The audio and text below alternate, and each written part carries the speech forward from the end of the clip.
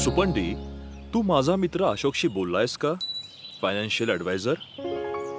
मी त्याला फोन केला होता प्रोफेसर. तो मध्येच काहीतरी बोलू लागला चक्रवाढीविषयी, पण मला काहीच कळलं नाही. हे बघ, चक्रवाढीची संकल्पना अगदी सोपी आहे. मी तुला ही संकल्पना एका छानशा गोष्टीतून समजावून सांगतो. हो हो हो हो हो, मला गोष्टी खूप आवडतात. ठीक आहे. खूप खूप वर्षापूर्वी एक राजा होता. त्याचा एक मंत्रीही होता. महाराज, राज्यात खूप दुष्काळ पडलाय. तुम्ही अन्नाची कोठारं उघडली पाहिजेत आणि आपल्याकडे असलेला तांदूळ आपल्या प्रजेत वाटला पाहिजे. पण जर दुष्काळ सुरूच राहिला तर मग मला जेवण कसं मिळेल? पण महाराज, या विषयावर माझ्याशी वाद घालू नकोस. मिळाली युक्ती. मी अगदी असंच करीन. महाराज, काल मला हे पोतं रस्त्याच्या कडेला पडलेलं मिळालं. हे पोतं नक्कीच सरकारी गाडीतून पडलं असावं, म्हणून मी तुमच्याकडे घेऊन आलो. तुझ्या या प्रामाणिकपणासाठी तुला बक्षीस देण्यात येईल मंत्री. तुम्ही असं वचन देताय का महाराज? दिलं वचन. मग मला या तांदूळांपैकी फक्त एक दाणा द्या. बस एवढंच? तुला एवढंच हवंय? ते मी तुम्ही मला आज तांदळाचा एकच दाणा द्या आणि उद्या त्याच्या दुप्पट द्या आणि परवा त्याच्या दुप्पट, मग त्याच्या दुप्पट पुढच्या 3 महिन्यांसाठी. मला तुझी ही अट मंजूर आहे. हा घे दाणा, तुझा तांदळाचा पहिला दाणा. दुसऱ्या दिवशी हुशार मंत्र्याला त्याचे 2 दाणे मिळाले आणि पुढच्या दिवशी त्याला त्याच्या दुप्पट दाणे मिळाले, जे एकूण 4 दाणे होते.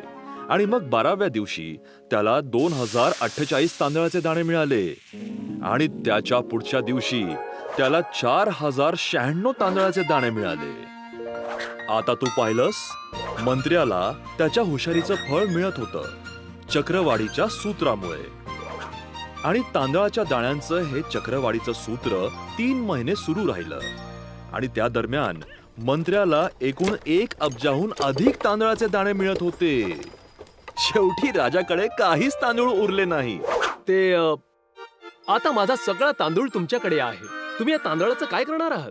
मी हा तांदूळ राज्यातील लोकात वाटून टाकणार आहे, म्हणजे ते या दुष्काळात सुखाने जगू शकतील. पण तुम्ही काळजी करू नका महाराज. मी काळजी घेईन की तुम्ही कधीही उपाशी राहणार नाही.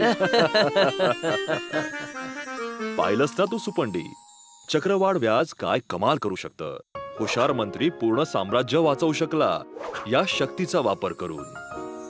तू जर महिन्याच्या 1 तारखेला 1000 गुंतवलेस 10 वर्षासाठी, दरवर्षी 10% दराने, तर चक्रवाढ व्याजाच्या मदतीने तू 2,04,845 रुपये कमवले आहेस. ते 84,845 रुपये जास्त आहेत तुझ्या 10 वर्षातील एकूण गुंतवणुकीपेक्षा. तुम्ही लवकर गुंतवणूक कराल आणि जेवढा जास्त काळ ती ठेवाल तेवढेच जास्त पैसे कमवू शकाल चक्रवाढ व्याजाच्या मदतीने. आता माझ्या लक्षात आलंय प्रोफेसर, ही चक्रवाढ व्याजाची शक्ती खरंच जबरदस्त आहे. फक्त एकच अडचण आहे, मला खूप भूक लागली आहे त्या तांदळाची गोष्ट ऐकून.